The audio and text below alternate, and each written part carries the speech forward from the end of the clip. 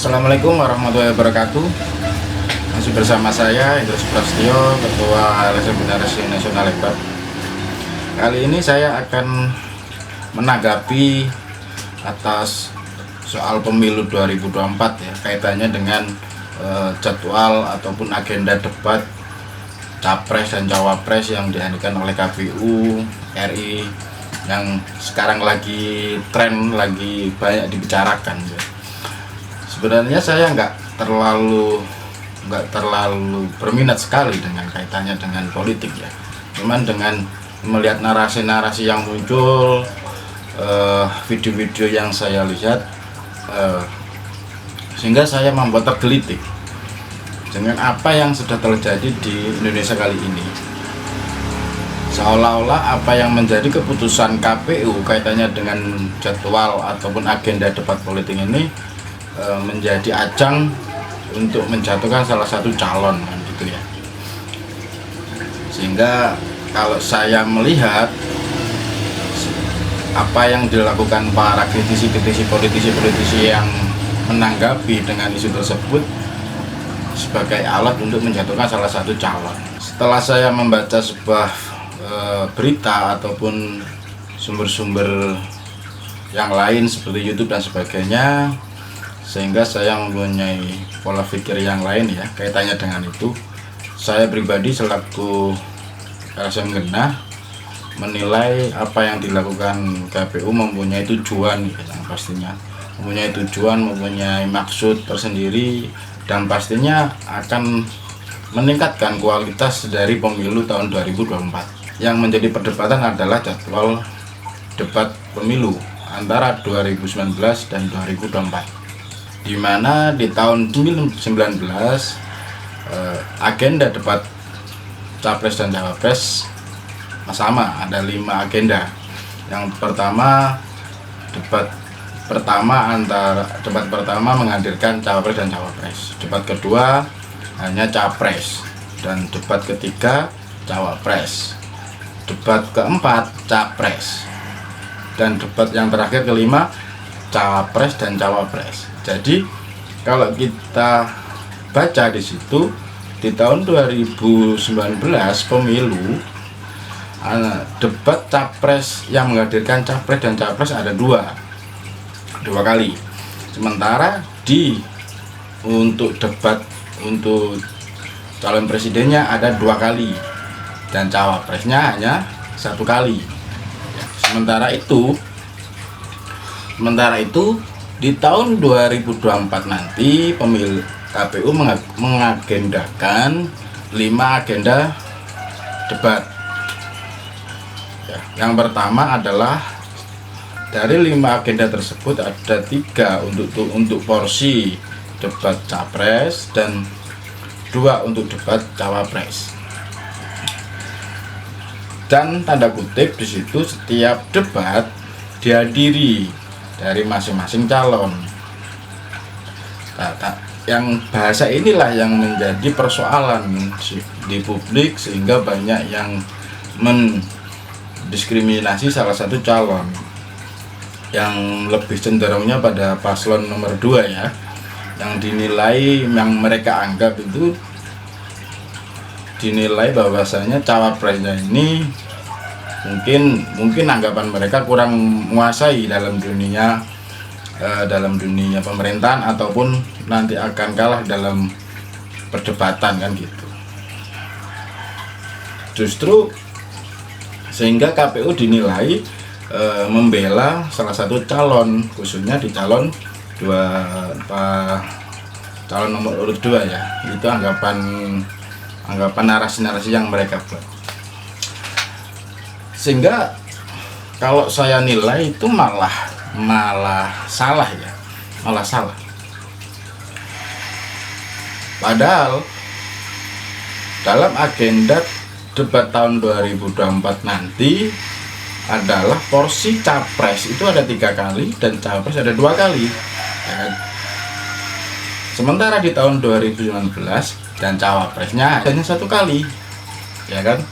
Berarti kalau kita nilai peran dari debat dan cawapresnya ini di tahun yang akan depan akan lebih banyak 1 kali Ya, sehingga anggapan bahwasanya menghilangkan ataupun debat cawapres ini dihadiri oleh cawapres sehingga ketakutan karena ketidakmampuan menguasai materi itu saya kira terbantahkan ya, sementara terbantahkan karena tanda kutip setiap debat dihadiri semua pasangan calon, tanda kutip. Kalau kita buat agenda debat capres dan dihadiri oleh cawapres, dalam tema adalah debat capres, otomatis yang menjadi prioritas, yang menjadi dominan di situ adalah capresnya. Otomatis cawapres hanya menghadiri, entah itu akan disediakan tempat duduk sendiri yang menyaksikan bahwasanya pada saat perdebatan itu berlangsung kan gitu. Mungkin ada beberapa diberikan kesempatan ya, tapi kan secara tidak dominan.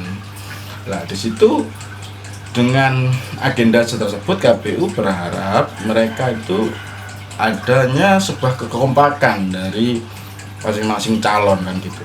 Sehingga saya nilai di sini emang lebih positif, dan peran dari perdebatan antara cawapres bila mana Mas Gibran ini adalah salah satu capres yang mereka nilai adalah kurang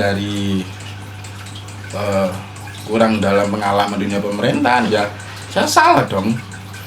Seharusnya dengan agenda pemilu kali ini cawapres lebih dimunculkan karena ada 2 kali kesempatan debat, sehingga stigma yang opini yang mereka bangun bahwasanya KPU itu lebih cenderung mengamankan atau membela salah satu paslon ya jelas sudah terbantahkan di situ.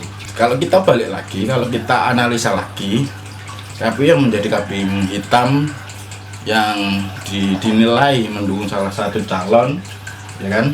Kalau kita berpikirnya lebih teliti lagi, apakah benar KPU ini membela salah satu calon nomor 2 gitu kan?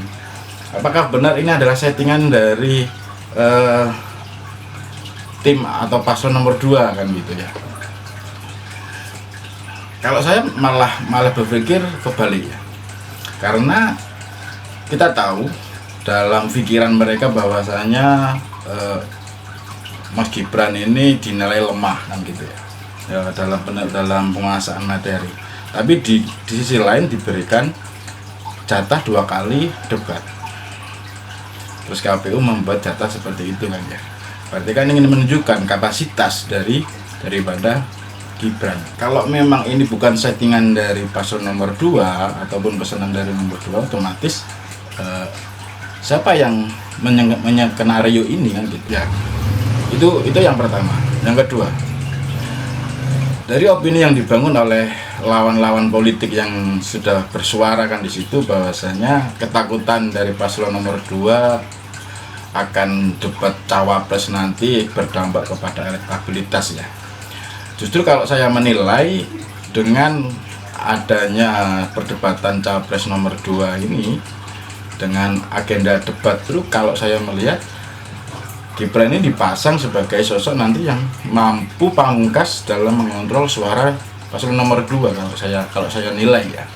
Kalau saya lebih menilai bahwasanya jangan salah, pada saat nanti debat cawapres justru paslon nomor 2 ini, Mas Gibran khususnya, akan memberikan sebuah kejutan yang pastinya akan memberikan kejutan yang sudah disiapkan oleh tim-timnya, yang sehingga apa yang menjadi paradigma sekarang bahwasanya Mas Gibran atau paslon nomor 2 cawapresnya ini kurang dalam pengalaman di dalam pemerintahan akan terbantahkan di situ.